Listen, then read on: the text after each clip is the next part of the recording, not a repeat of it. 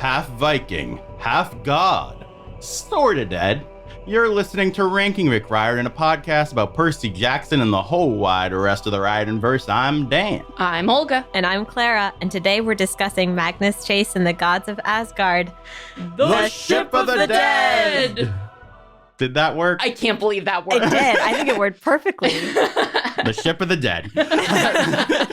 This episode is brought to you by Pottery Barn, not Fiero Ceramics. Fiero Ceramics stinks ever since that corporate shill took over the business. Maybe one day someone way cooler will take it over and it'll be even better than Pottery Barn. But until then, go to Pottery Barn. Yeah, I guess. Yeah. I'm not sure if I've ever been to a Pottery Barn, but I'm happy to endorse I've them. been to Pottery Barn Kids and thought about what I would want for myself as an adult. Is that anything? It is, yeah.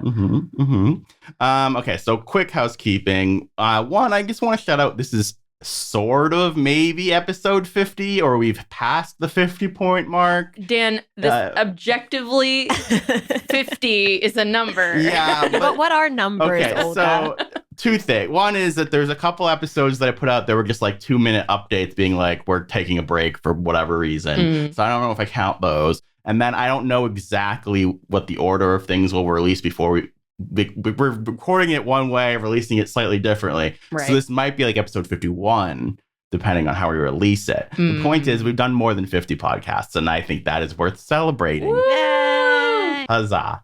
And so speaking of the schedule and such, I just wanted to say what the upcoming plan is. So we're doing Ship of the Dead Part 1, then Ship of the Dead Part 2. I'm not saying Ship of the Dead the right way. I was just going to say, you just broke your own rule. What's your punishment? We'll have to decide.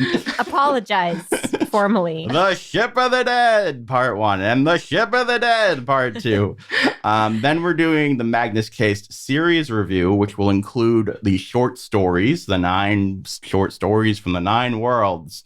And then we'll do a big feedback episode where we take in feedback from the past, like many, many podcasts. Then I'll finally put out the Daughter of the Deep spoiler cast, only like a year later. And then we will do the shipping episode, and that will be our final thing before we go on a summer hiatus. And then we'll eventually come back with other stuff. And then even during the summer, if there's like major TV news, maybe we'll pop by for a mini one or here and there. But that is the plan. And so now let's finally get into the Ship of the Dead. Good job. Which we all read, I think, a little while ago at this point now. It's like just scheduling wise. A series of unfortunate events, I would say. We're not doing a podcast on them. Unless. Wow. All right, Clara, what did you think of the Ship of the Dead? The Ship of the Dead, you mean?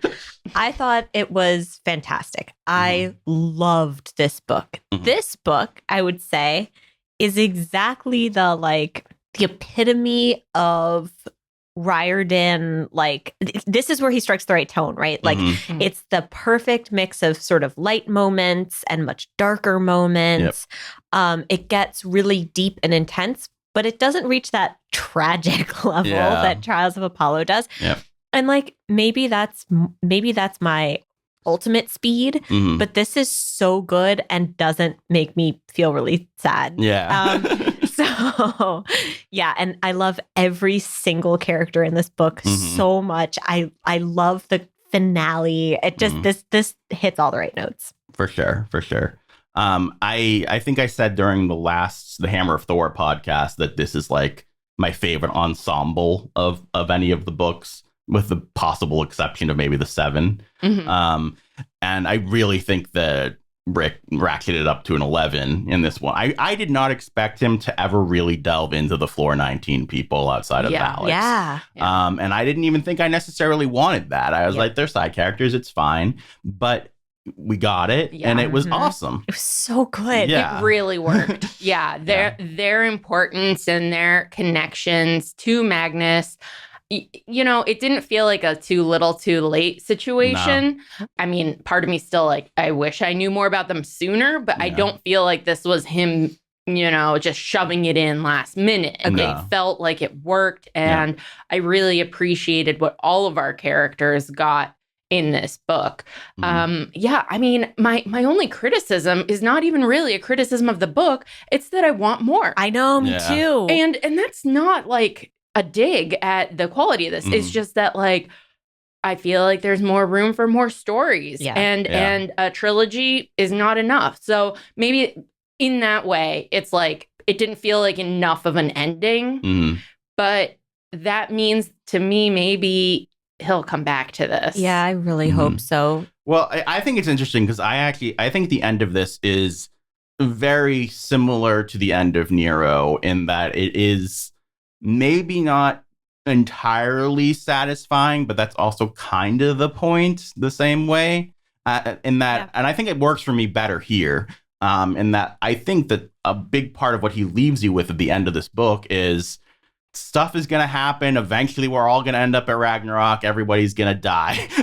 And like, that's the actual ending. And we're not going to tell that ending because that's the ending, right? Mhm. And that the point is to enjoy what you have while you have it and to enjoy the moments you have to as much as you possibly can. And so I think that in that way, it's hard for me to even make the argument that it doesn't feel like it's enough of a finale. You know? I just wish there was more. Like, I don't Yeah. know that I feel like it's a fantastic finale, but also I want so much more. Yeah. I mean, I remember feeling this way with Kane Chronicles, Mhm. and I love the Kane Chronicles. Mhm. And we'll get into this with rankings, Yeah, but like yeah. this series, this Mhm. is every single character is just so good. Yeah. Mhm. Yeah. I can't get over it. Yeah. I definitely agree with you. I think that this series of books also really, really hits the nail on the head when it comes to the set pieces. Mhm. There are so many amazing moments. And I don't know. It's really, really enjoyable. Yeah.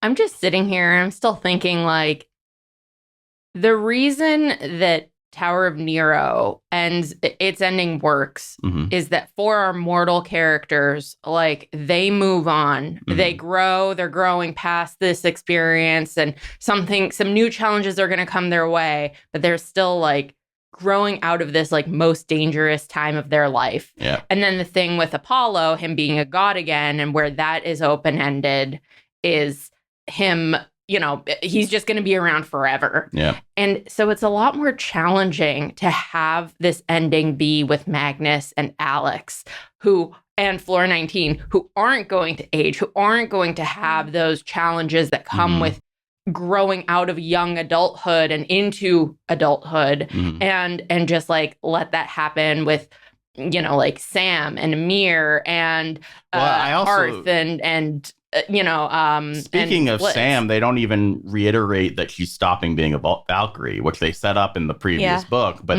it's not like he brings that up again, which I thought was interesting. Yeah. It really feels like he has something planned for a lot of these characters. Yeah. And like we know also with Tower of Nero that there's something planned-ish. Yeah. Can I go into that for just the tiniest of seconds? Yeah. Is this going to be in all of the afterlives, like afterworlds are sort of meeting? And is that why the Will and Nico I at this point am expecting the Will and Nico book to set up a crossover story. Yeah, I think you're right. Because there's too much between the end of this and the end of Tower of Nero. There's too much setting up ongoing conflicts. And obviously, very much setting up Magnus having to go to Helheim and stuff like that. Yeah. And even the fact that they never went to Helheim is shocking. Yes. But I think good choice. Smart. Yeah. Well, and here's the thing is if I hadn't happened to read that Magnus didn't have a short story in the 9 short stories, I would have just expected, we're going to pick this up in the short story books. But that wouldn't have like the gravity or the time devoted to it. So I'm totally happy with it being like hopefully room for Rick to explore. But it's just very challenging with this book because our other characters are going to grow up. And unless the only thing that could have happened to our Inheri characters is they either die outside of the Hotel Valhalla and their story just ends / they end up in Helheim, or they keep living and just waiting for it. So I don't feel dissatisfied by that, the fact that they are just like alive in that nebulous and space. I think that the having the not boarding house, but the like not shelter, whatever I'm gonna call it a shelter for now. Mhm. Having that shelter place, I do think adds a certain kind of we're going into a new chapter kind of feeling. Mhm. I will say I do. If I was gonna have some issues, I do kind of wish somebody died. Doesn't even necessarily have been in this book, but the fact that nobody died in the last book or this book, I'm a little surprised and a little bummed because of how. I mean, remember I just edited the Sword of Summer, and we mentioned Gunilla died, and I was like, I feel like that's setting a precedent that went nowhere, and it was also the most violent, most intense, action sequency group. True. It's the Vikings. Mhm. And like Half-Blood almost died in the first book too. So I think I would have liked, especially we have a humongous cast. I think you could have killed somebody. I don't want any one of them to have died, and I'm the one who likes tragedy. And I understand that, and I'm sure a lot of people listening will probably agree with you that we love these people too much, don't want any of them to die, But it is kind of weird that, I mean, technically Randolph died. Who's the most like Jason? Who fits that? Because that's who Rick kills off. Yeah, Magnus. Yeah, Magnus. That's why no one died. Yeah. It's because Magnus is our protagonist. Yeah. But yeah, you're right. This was the most, not sanitary, but like bloodless book Finale, so far. yeah. And that's kind of weird. Well, and I think he very much went that way on purpose with the finale here. And I think that's fine. Honestly, I kind of just wish that in Hammer of Thor it had a darker middle rather than a dark end. But yeah, I can see that. I think that could have been interesting and good. But there were so many things that did get really dark. I mean, Hearth's dad. Yeah. I just that he realized died, Yeah. and Hearth. There was sort of like ghosts in this book Mhm. in a way. It's sort of like in Heroes of Olympus with Jason's Mom. past. Yeah. His mom is like a ghost. It's almost like Thalia is a ghost in some ways, like in his life. Like Yeah. Mhm. there's haunting stuff in this book especially. Yeah. Yeah. No, Alderman's death counts because he is a character and he has an emotional impact on Hearth, despite everything that he did to him in his childhood. Yeah. I think so. I mean, Olga and I have been talking a lot about endings lately and what feels like a good ending and what doesn't and why. Especially because not just from reading these books, but also we've watched a lot of like mini series, TV shows that, have to have an ending within one season. And I feel like I've watched and read a lot of things lately that have left me kind of cold. And I really, really love this book. And I don't have a critical reason why I left feeling a little bit cold at the end. And I think, not to say that like I thought it didn't work for me or that I just kind of finished it and was like, and now it's over. And it doesn't really feel like it left me wanting more, mostly in a good way, but it also made me feel like, why is it ending here?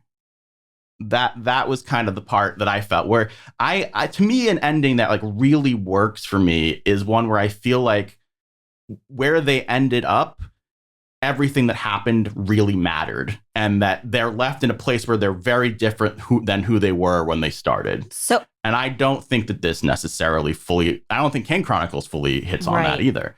How do you feel? So I know obviously Tower of Nero is not precisely your cup of tea, but I feel like that is the like shining example of why for me that ending was that made me cry. And this book I finished, I didn't feel cold. I was like, what a awesome book, good series, nice, Rick, you did it.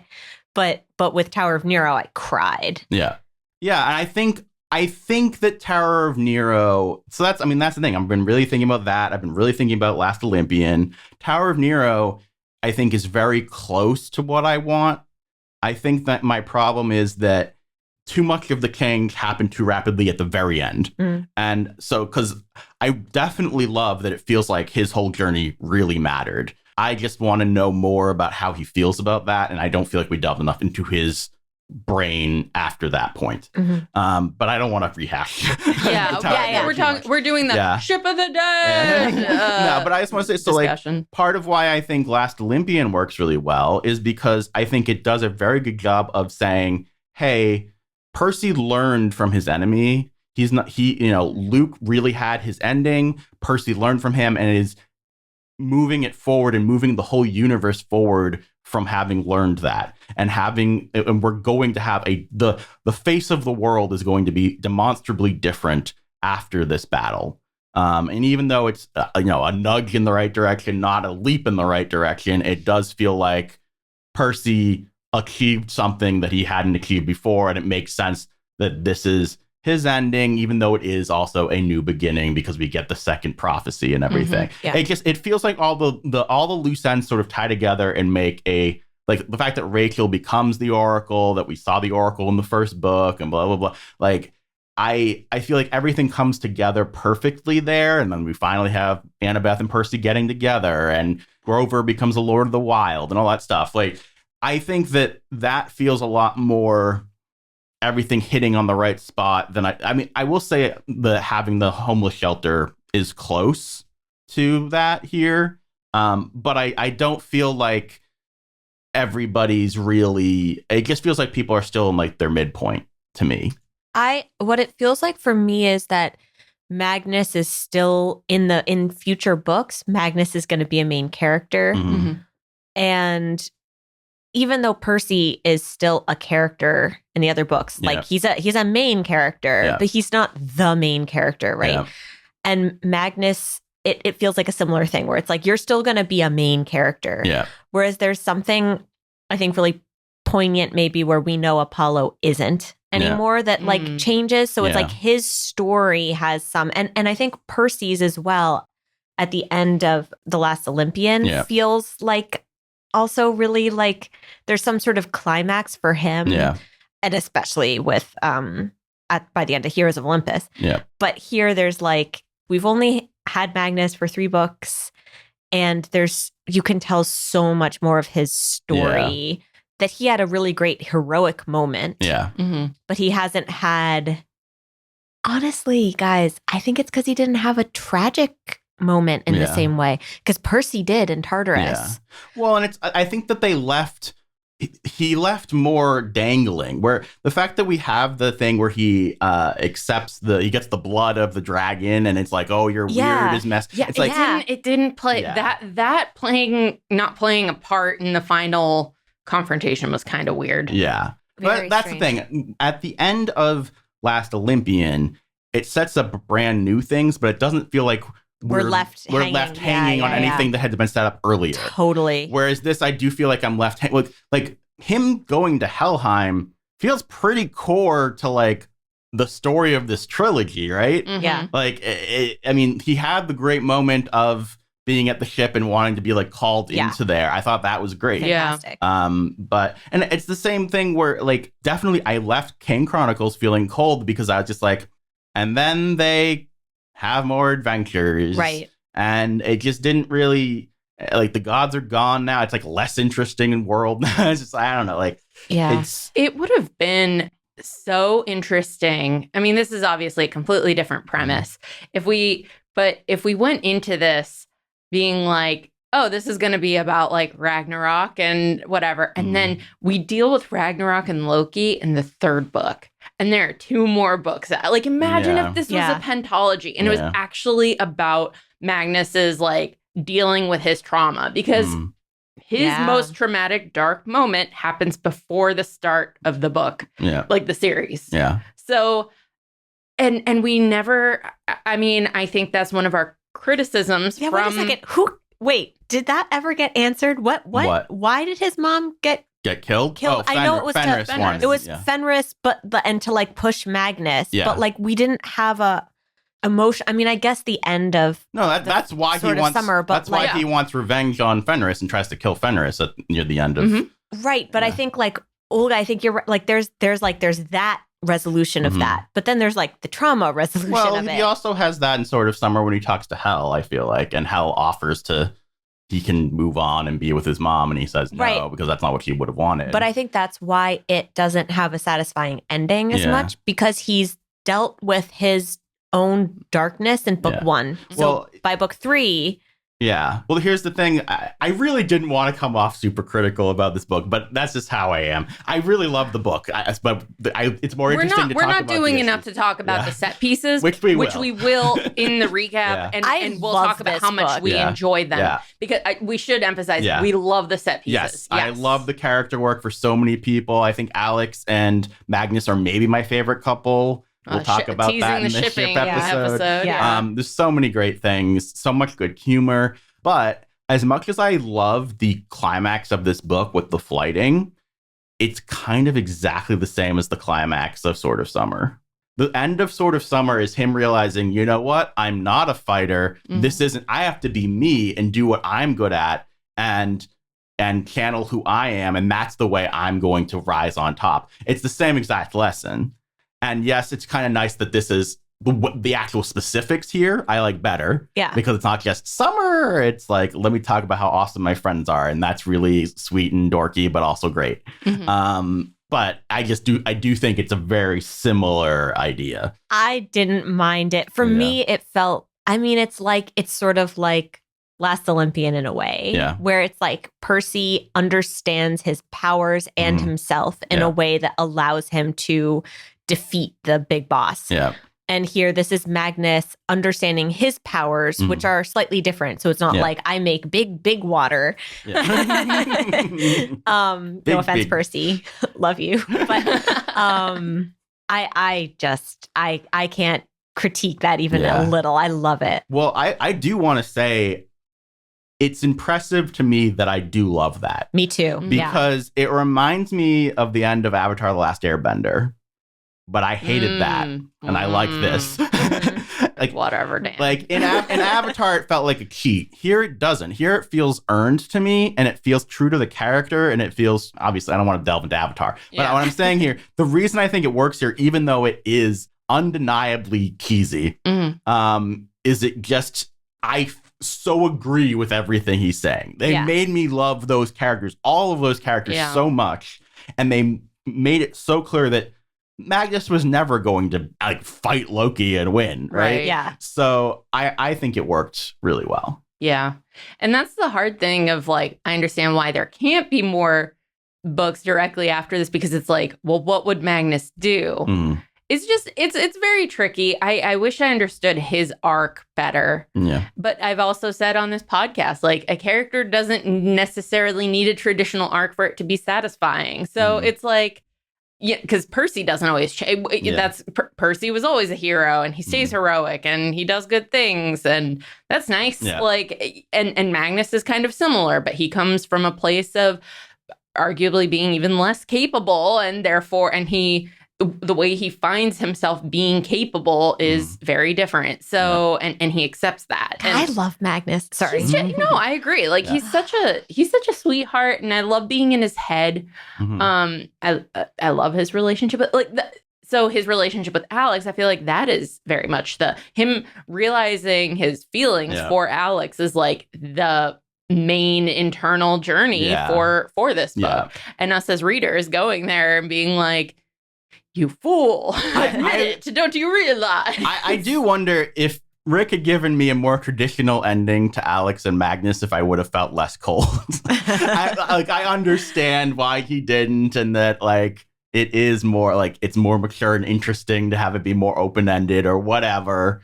But but I was definitely can't they just get together for real? It's because this book is so not the end. Yeah. And so we're just not going to feel satisfied. If Rick announced, don't do it, Rick. If Rick announced his retirement and was like, I'm never writing again. Yeah. We'd be like, oh no. Oh God, why did you leave things this way? But we know that he's going to write more. And obviously it's not the end because Blitz and Hearth still aren't together. Which is ridiculous. Okay, sorry, that's my biggest criticism of this entire series. I don't know what to say about it. I don't either. I'm very confused. Rick does not like couples getting together on the page. True. I wonder why. I don't know. I don't think they're supposed to be together. Dan. Well, they're clearly supposed to be together, but I don't think they're supposed to. I'm so confused by Blitz and Harm. Well, we haven't Maybe read the they short just- stories. Fingers crossed. Ooh, Fingers crossed. yeah. I don't know. Oh my God, It's fingers their crossed. first date. Oh, Oh, that would be nice. they just don't realize it yet. Yeah. It's like me and Dylan. They just didn't. One day. One day. They Oh. better. Yeah. Let's say a couple more positive things. I mean, sorry, I went in the direction of like, I'm glad this didn't go like Wanubis did with Sadie. So like, in some ways, I respect it. wait, what would have been Yeah, Wanubis no, I know. here? I meant to say that like, to avert tragedy, we have like. Now they're, I don't know. I'm just glad we don't have anything Wait, in now that. I'm trying to think of a Nothing close to Wanubis Nothing situation. close to like a solution a la Wanubis in this book. It's true. That's not a positive. So let's Anyway. what I actually wanted to say, I don't know why I started talking about Wanubis, but Because how can you not talk about Wanubis? the greatest? traumatized. Anyway, At the top of my ship list. I just like at Randolph's like mansion that forever whatever like unhoused teen is going to show up there and they're going to be like, yeah, there's always this like blonde guy and this person with green hair that are like always here no matter like 50 years from when it was founded, Yeah. 100 years from when it's founded. Like there are going to be photos of like different teens and Magnus and Alex Yeah. like not aging at People all. will think they're vampires. Yeah. I like it. Yeah. This book inspired me to, I don't think I've said it before, but to get a whole set of runes Mm. and a book. And so after the summer hiatus, Mhm. I will be proficient Oh. in interpreting You will runes. do- Promise. Magic for us. Well, Guaranteed. Yeah. Yeah. Tune into the podcast. Where I will definitely be doing Magic. visual magic. Yes. I want to say that on top of everything, it was a very big like hill to climb to make me not left feeling cold here because it's also our last book. That's true. Like I think that Mm. might be part of why I was like, really, that's okay. Yeah. Like it was. I mean, yeah, we have the short stories, but like, yeah, we've read all of the Riordanverse now. For now. Yeah.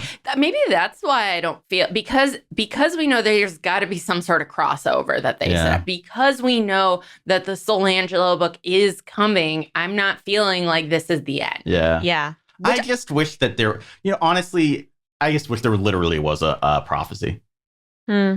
Like, I know it's not like we know something's happening, but the fact that there isn't a prophecy makes me go, like, he could change his mind or something. I don't know. I mean, Soul Angel is not even coming out until next summer. Not this summer, next summer. So, like, with all of his TV projects and everything. He'll have written another book by then too. Yeah, don't worry. He's prolific. He's not George R. R. Martin. I Yeah. know, but now he's Mr. TV man with No, all his no. TV stuff. You No. know what? They might even maybe Hotel Valhalla will be in the TV show. You don't know. Mm. In this TV show? I don't know. It'll be Who knows? Season 1, Percy Jackson. He Yeah. accidentally ends up in Hotel Valhalla. Just a little cameo. I don't know. We don't know. We don't know. All He right. takes the wrong flight and ends up in Boston. Yeah. Speaking of flights, there was a flighting. Ship of the dead. Any other positive things we just want to shout out there? Honestly, like pretty much every reaction I'm going to have to the recap recap. is going to be positive. All right, so. let's go. We're doing it? Yeah. Okay. Ship of the Dead. Yeah, Ship of the Dead. For the record, this is a Game of Thrones reference that we're making. Again, citing George R. R. Martin. Anyway. I still think that the second book was referencing George R. R. Martin because there was that group of gods that were GRRM. Yeah. I've forgotten this. Yeah, so Thor and his like group of buddies that come to help at the end of the Hammer of Thor are called the GRRM. Huh. I really think that's a George R. R. Martin. Yeah, It does I feel like really it would think be. that this must have been Rick teasing that he was going into the TV world and that he'd never write another book again. Anyway, Magnus learns tips of the sea trade from Percy Jackson while Annabeth and Alex watch.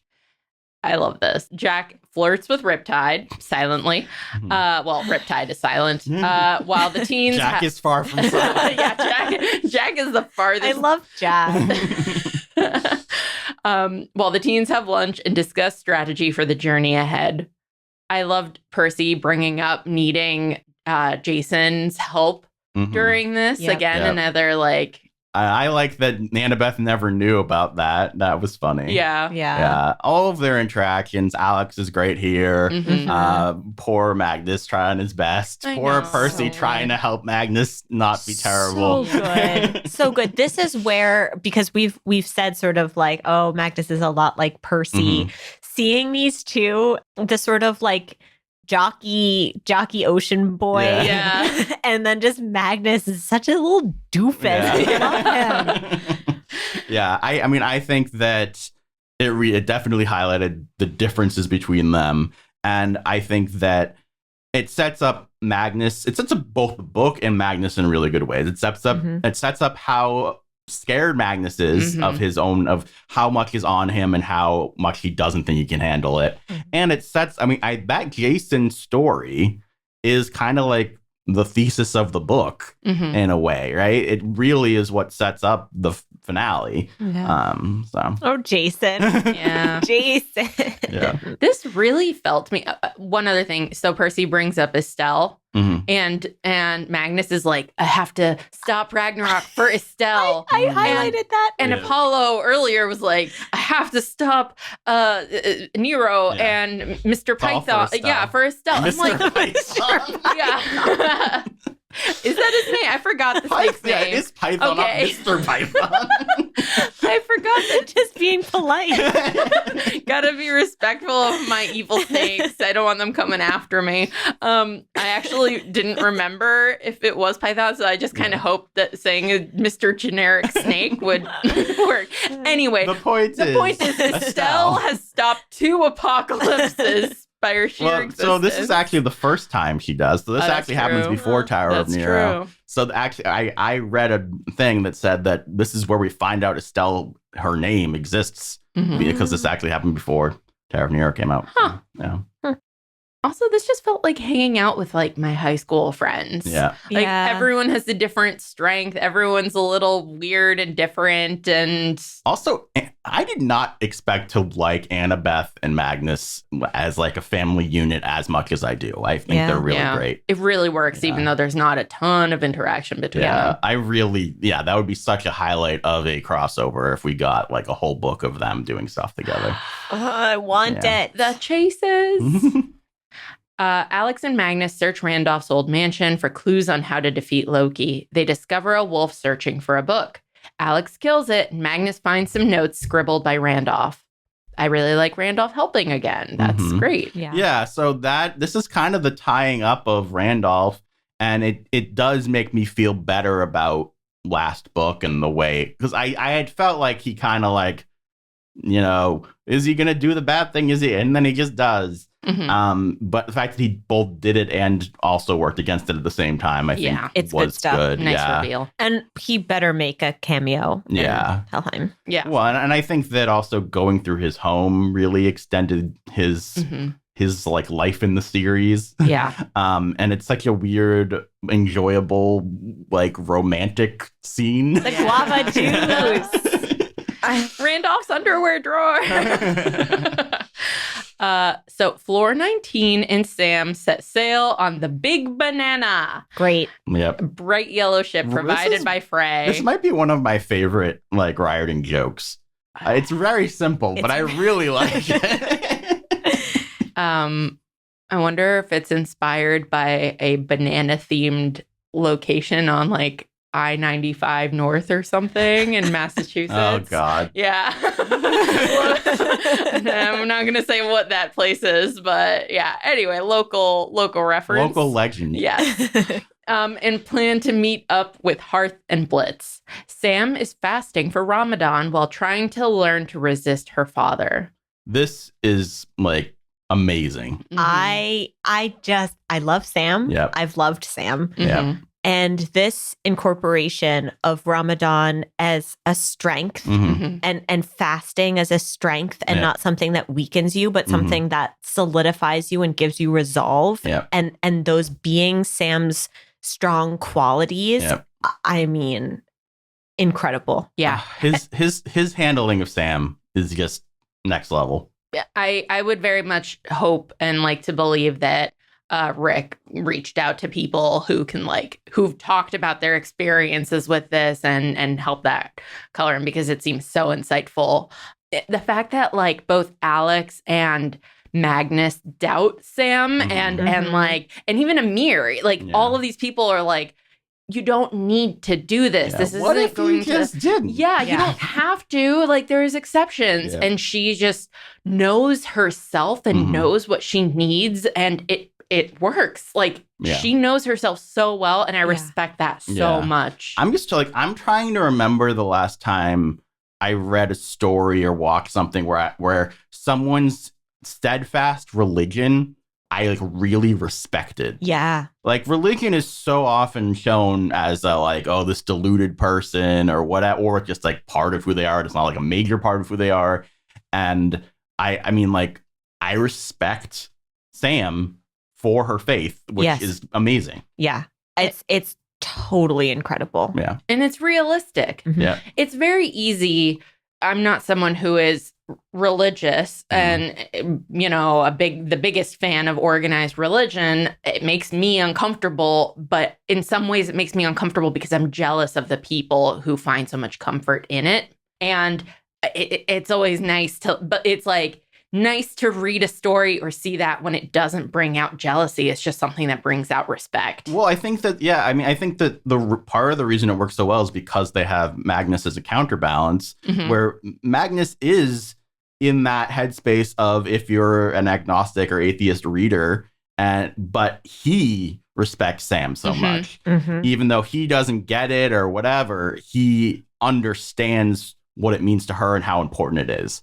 And I think that really is an amazing teaching tool. There are some really specific moments. So I'm not Muslim, I'm Jewish. And when I observe fasting days, when I fast, the description of when she eats food for the first time in a day, when the sun sets, it's so like you really do savor it in such a really specific way that really does like he captures these moments beautifully. And I also feel like seen as a religious person in a way that he's capturing a really specific experience for Sam, but one that's also it's showing faith as something that's a strength.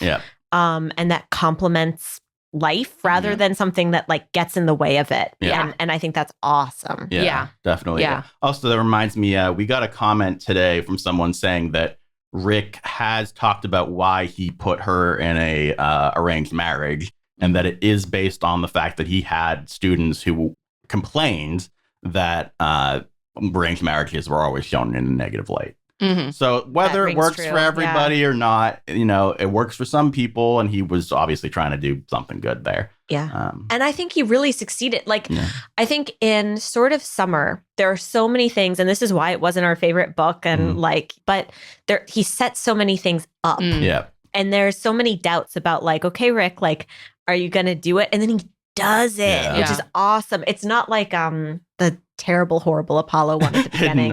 Hidden Oracle, where like he sets some stuff up, but mostly it's bad. Like, and then he has to recover. Here, it's like he set all these things up, and like the arranged marriage was one of those things. And it's like, will this work out? And he just does. It's so good because it feels like he took a risk with a lot of the decisions he made in sort of Summer, and they just I can't think of one that doesn't pay off. I think he did such a great job of showcasing Mir and Hammer of Thor that really paid it off, and that way, and paid off like their relationship and their commitment to each other and their love and mutual respect. Like that's the other thing where it's like they're both so in love with each other, and that's evident on the page, but they're not just like it's again joking about how Rick doesn't like to have people get together, like they're already together, but at the same time we're still seeing them exploring their relationship and their mutual respect, and I just love them together. They're just so together nice. Too. One thing he supports her, and it's great. One thing I think is interesting about this series more than some of the other ones is it really feels like it's like one giant book. in a way that I don't know that I feel as much. Like, yes, there are clear delineations, but like I feel like it all kind of flows together in a much more cohesive way than some of the other ones. I agree. But especially, I mean, Kane Chronicles, it feels like 2 and 3 are one giant book, but one is very separate. Whereas this, I feel like it's hard. I just look at it as a whole, and I'm like, as a whole, my God, the amount of great moments. So even if I have issues with individual parts of individual books, it doesn't matter when you put it all together. Yeah. Man, I love this book. I love this series. I still, part of me wishes that it had a split POV between Magnus and Sam. I can see that. Like, instead of us hearing about her talk about her family to Magnus later on, if we could just like see her interactions with them. Well, if the Will Nico book is something where he's trying to bring in authors with lived experience to sort of take over certain characters, he might do that with Sam that would be as cool. well. But at the same time, if it's her, like, if this was her last hurrah as a Valkyrie, I don't think. But maybe she's going to have a last real hurrah last as a hurrah. Valkyrie, Yeah, you know? I feel like maybe her not saying goodbye in this series was a or a sign. prequel. I wonder if people, if he got any pushback on that at the end of the second book, and if that's why He walked it back. Yeah. Just pretend it didn't happen. We'll see. But yeah, I just I thought of Luke as a brother my whole life. Yeah, I still just, I would love to be in her head, even though we do know what she's all about still. All right, so Mallory and Halfborn are sniping at each other following a bad breakup. Both are worried about sailing back to Europe and facing their past. I love them. They're really good. Really didn't need, like, I didn't know that I needed this. Yeah. Yeah. Honestly. It was a cherry on top. Yeah. And this started and I was like, oh boy, here we go. For like 3 sentences. I was like, oh my God, I'm so in. I would read a book about any of these people and also don't need them, because he's doing that thing where he just like paints these gorgeous portraits, like these just vignettes. It's like there are short stories within this book that just build it up and then complement the finale. I'm just like beaming talking about it. I love it. Yeah. We're all grinning at each other. The banana is captured by the 9 billow maidens and brought to their court. Their father, Aegir, grants them guest rights and tells them they are safe as long as they don't have anyone named Magnus Chase with them. Our crew saves Blitz and Hearth from being eaten, but things go cray-cray once the daughters realize blonde guy is actually Magnus. Magnus tells Aegir that he will defeat Loki in a fighting contest and bring him some mead. Not wanting to offend his wife Ran, Aegir agrees to let them go if they win a fight against his daughters. The crew manages to escape with the help of Magnus's grandfather, Njord. I really tried to cut that part down, but so many things happened. I mean, I think we successfully did. There was like a lot of back and forth here. Another great set piece. So really funny. Really good humor. Funny. Yeah. I think this book really nailed its humor quite a bit. Yeah. It had the right balance of like jokes and silly situations and tension of, oh God, how are they going to get out of this? Yeah. But it never felt like the humor was undeserved or the tension was like out of place and felt like melodramatic. It was always right. Yeah. Even in the really, I mean, I'm skipping, but even in the parts in Elftown. Wellesley. Yeah. I just think of it as Wellesley in my head. But even the pieces with Hearthstad. Alfheim. I know. See, if there were 5 books, maybe we would have learned these things. I think we'd be even more lost with the titles of the previous books, though. I have to say, I'm not the biggest fan of food humor. This was great food humor. Yeah. I criticized Rick on this before, but it worked here. The dietary restrictions. Oh my God. I'm planning, I'm doing wedding catering stuff, right? And every time I think about it, I'm still thinking about the green hair meal. Can I get the blood snow cone? Is that an option on your menu? I'll put you down for one. Thank you. Oh, man. Njord brags about his feet. This is so so good. Yeah. This is like folklore is great. It's so silly. So he brags about them and how he won Skadi, the ice giantess. He also explains that in order to win the fighting against Loki, Magnus must get Kvasir's mead from the giants. In order to kill the giants guarding the mead, Blitz and Hearth are supposed to get Bulwark's whetstone. Interesting that I kind of want to reread this section because he like really alludes to Blitz and Hearth are gonna die. And it's like, where did that go? I mean, I guess emotionally. Yeah, okay. What if there's a short story and it's like not about this in general? You know, it's like the prophecy or whatever. I mean, I think that the idea was supposed to be like, oh, fighting a ring dragon's impossible, but it's just the way he put it was kind of whack. Yeah. Njord is an odd guy. He has good feet, though. Yeah. Have you heard? Beautiful. Maybe we could all learn a lesson from him. His wiki feet is off the charts. Okay. Oh, wow. All right. I want to say that this book handles gods in a very comforting way after Trials of Apollo. Because Trials of Apollo, it was really stressing me out. You know?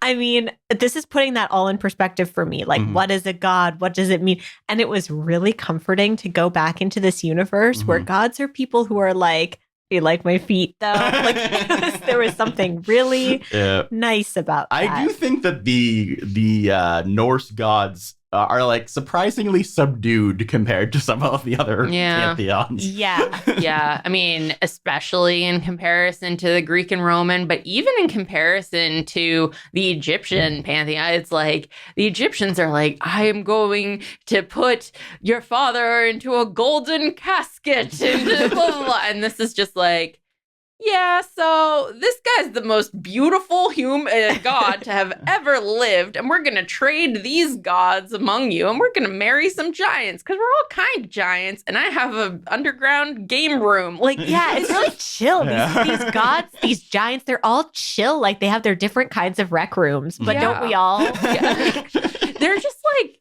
the doofiest. Like, they're just the least threatening in a lot of ways. And like Loki is, of course, as usual, the one who's like, oh, he's intriguing, right? But like, again, he's a bully. And the fact that he's characterized as a bully and not like, I mean, he's also an abusive father because, of course. But that we can treat him as a bully and we don't have to have, I don't know, like Zeus never got his comeuppance. And so there's something tragic in that. And Loki gets his comeuppance. And so that's satisfying. This, despite the first book being so violent, is in some ways like the most child-friendly series. It is in some ways. I don't know if I agree. Do you think it's not as child-friendly as like Percy Jackson? I think I think Percy Jackson is more child-friendly. I mean, I think we are like in the tomb of the people. In the White's tomb, and like cutting off Randolph's hand and forcing Sam to stop breathing, and like I don't know, and Mallory being a Irish car bomber. Oh my god, I love Mallory. I mean, I just think there is a lot of killing of the giants and things. Like even the like scene we'll come up to with the slave giants. Yeah, it's true. There's definitely stuff, but I get where you're coming from. Where the villains aren't as threatening necessarily. I'd say because I think that Fenris is probably the most threatening. He's the first one. Loki's threatening, but he also has the Loki-ness to him. You know, like so. And the themes of like being a teenager who's been homeless and, you know, I mean, losing a parent is in so many books, but also like gender identity and all of this, like, and like queer relationships. Like, this isn't stuff that like an average 9-year-old. Alderaan is pretty. Alderaan? No, sorry, Alderman. Yes. The Alderman stuff. Alderman for sure. I would love to see gender identity in a book for a 9-year-old, but especially now. But yeah, no, I agree. There's just like really cool high school stuff going on in a way that probably like, I guess I want a high schooler to read it. Mhm. And if it was more aimed at middle schoolers, that a high schooler might not be as likely to read it. And so, like, if a middle schooler reads this, I'm like, nice, awesome, I love it, go for it. Yeah. But I want high schoolers to read this. Yeah. That's the thing. How did we get here? I don't know. But Percy Jackson, someone younger than 12 could definitely read. And while there are some like moments that are like, oh, maybe an adult should talk to you about it, it's not like a huge deal. I think this is one of those books that actually does have complicated themes that I think a 9-year-old could read this. They wouldn't understand everything necessarily, but I think I honestly, the only series that I would maybe take issue with would be Trials of Apollo. Yeah. But, yeah, Trials of Apollo would just be a lot. Yeah. But I don't know, like maybe a 9-year-old would find it easier than I do. Yeah. You know what I mean? they wouldn't know to be scarred by it. They'd end and they'd be like, I would also like a unicorn. Yeah. Anyway, I'm sorry. I think I got us on this tangent somehow, but these are my questions that I'm left with. Okay. What would I do if I was 9 or 10 and reading and not in my late 20s? All right. Anyway, why don't we end part 1 here? I think that's a great point. Right as they make their way to Europe, let's make our way to part 2. Here. Yes. All right, guys. Thank you so much for listening. As always, please rate us, review us on the various platforms: Audible, Apple, Stitcher, Spotify, all the fun places. Leave us comments on the YouTube video, youtube.com/DoingOK. Write us emails at ourpodcastfeedback@gmail.com, and we'll have our big feedback episode soon.